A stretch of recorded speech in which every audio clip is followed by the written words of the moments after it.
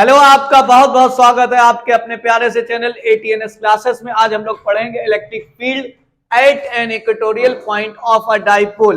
Electric dipole क्या होता है, जिसमें पीछे बता चुके हैं। माइनस जब दो इक्वल एंड अपोजिट चार्ज एक दूसरे के पास रखे जाते हैं तो एक वो सिस्टम बनाते हैं, उसको हम क्या बोलते हैं? इलेक्ट्रिक डाइपोल बोलते हैं। इलेक्ट्रिक डाइपोल की डायरेक्शन हमेशा निगेटिव से पॉजिटिव तरफ होती है, तो यानी कि इसकी डायरेक्शन जो होगी माइनस क्यू से प्लस क्यू की तरफ होगी। तो हम लोग पढ़ने जा रहे हैं इक्वेटोरियल। इक्वेटोरियल कहते हैं इलेक्ट्रिक डाइपोल से परपेंडिकुलर डायरेक्शन में।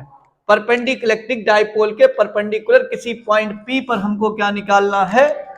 इलेक्ट्रिक फील्ड फाइंड करनी है। तो प्लस क्यू की वजह से इलेक्ट्रिक फील्ड बनेगी E1, जो होती है अवे फ्रॉम द चार्ज, और माइनस क्यू की वजह इलेक्ट्रिक फील्ड जो होती है वो किधर होगी? माइनस क्यू की वजह से जो इलेक्ट्रिक फील्ड होगी वो टुवर्ड्स द चार्ज होगी। तो ये हो गई हमारी E2। अगर इसके हमें कंपोनेंट तोड़ना है तो पहले हम एंगल फाइंड कर लेते हैं। तो अगर ये एंगल थीटा पर है, कितने पे? थीटा पर, तो ये वाला एंगल कितना होगा? थीटा होगा। और ये एंगल अगर थीटा है तो ये वाला भी एंगल क्या होगा? थीटा होगा। और ये अपोजिट एंगल जो होते हैं वो इक्वल होते हैं, तो ये भी थीटा हो गया।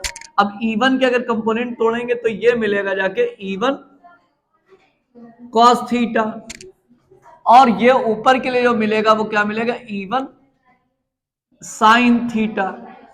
और ऐसे ही E2 के अगर कंपोनेंट तोड़ेंगे तो एक इधर के लिए टूटेगा, इधर के लिए टूटेगा, तो इधर थीटा तरफ रहता है cos E2 cos थीटा, और ये हमारा बन गया जाके E2 sin थीटा। ठीक है, तो ये हमारा क्या बन गया? E1 का कंपोनेंट तोड़ा, E1 sin थीटा और E1 cos थीटा, ये इधर थीटा होगा उधर cos लेंगे। और E2 कंपोनेंट तोड़ेंगे तो E2 sin theta E2 cos theta, ये थीटा होगा उधर क्या लेंगे? cos लेंगे।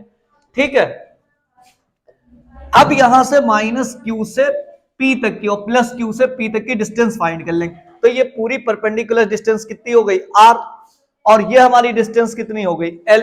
तो ये हमारा बन गया हाइपोटेनियस। तो पीछे हम पढ़ चुके हैं हाइपोटेनियस स्क्वायर इक्वल्स टू होता है perpendicular square plus base square.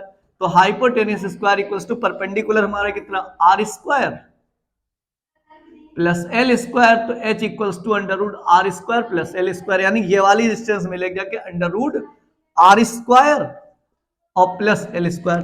Same ऐसे ये भी निकाल लेंगे, तो ये भी डिस्टेंस कितनी मिलेगी? Under root R square plus L square. तो हम पहले क्या निकालेंगे? E1, यानी प्लस क्यू की वजह से इलेक्ट्रिक फील्ड, प्लस क्यू की वजह से इलेक्ट्रिक फील्ड क्या बन रही? E1। तो E1 इक्वल्स टू फार्मूला होता है, कल पीछे पढ़ा है, 1/4πε0 Q upon R square. R यानी प्लस क्यू से लेकर P तक की डिस्टेंस कितनी हमारी? Under root R square plus L square का whole square.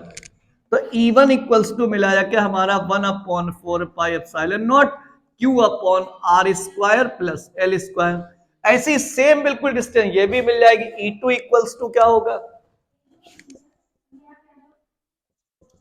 1/4, E1 equals to का 1/4πε0 Q upon R square plus L square, और सेम E2 इक्वल्स टू भी यही डिस्टेंस मिलेगी, 1/4πε0 Q upon R square plus L square.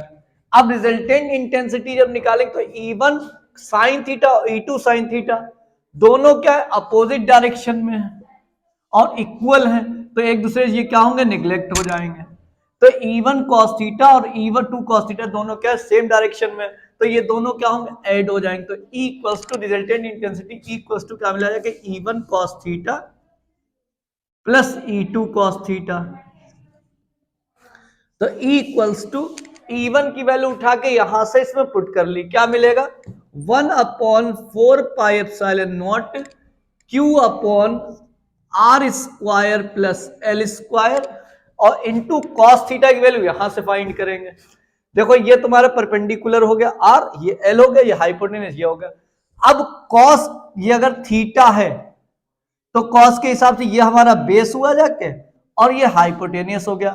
Base और hypotenuse किस में आते? कॉस में आते। तो cos theta equals to base हुआ जाके L, और हाइपोटेनियस हुआ under root R square plus L square. तो कॉस थीटा की जगह पर क्या लिखेंगे? L under root R square plus L square. तो इसकी जगह क्या लिखा? L upon under root R square plus L square plus similar इस ये सिमिलरली ऐसे ये सेम ये भी आएगा 1 upon 4 pi epsilon naught Q upon R square plus L square और L upon under root R square plus L square. यहां तक पॉज करके नोट करिए। देखिए E इक्वल्स टू क्या मिलेगा 1 क्यू क्यू ये पूरा सेम और ये पूरा सेम, इन दोनों को हम क्या करेंगे उठा के ऐड करेंगे तो 1 अपॉन 4 पाई एप्सिलॉन नॉट और क्यू एल और क्यू एल कितना हो गया 2 क्यू एल और अपॉन में ये दोनों डिनोमिनेटर कैसे है सेम है तो R square plus L square और ये हो गया root R square plus L square. अब E equals to 1 upon 4 pi epsilon naught और ये 2QL को हम बोलते हैं P और ये बना जाके इसकी पावर कुछ नहीं 1 है और रूट का मतलब पावर कितनी होगी 1/2 होगी, रूट का मतलब पावर 1/2 तो 1/2 और 1 मिलके हुआ जाके R square plus L square की पावर 3/2। ये तुम्हारा निकल के आ गया यहां तक R square plus L square की पावर 3/2। अब L जो है R के कंपेरिजन बहुत छोटा है तो एल स्क्वायर जो होगा वो एल स्क्वायर आर स्क्वायर के कंपेरिजन बहुत बहुत बहुत छोटा होगा तो एल स्क्वायर इज नेग्लेक्टेड तो एल स्क्वायर को हम नेग्लेक्ट कर लेंगे तो E इक्वल्स टू मिला जाके 1 upon 4 pi epsilon not L की जगह रखा 0 तो ये मिला जाके P अपॉन आर स्क्वायर की पावर 3/2 और 2 से 2 गया तो E इक्वल्स टू मिला जाके 1 upon 4 pi epsilon naught P upon R cube.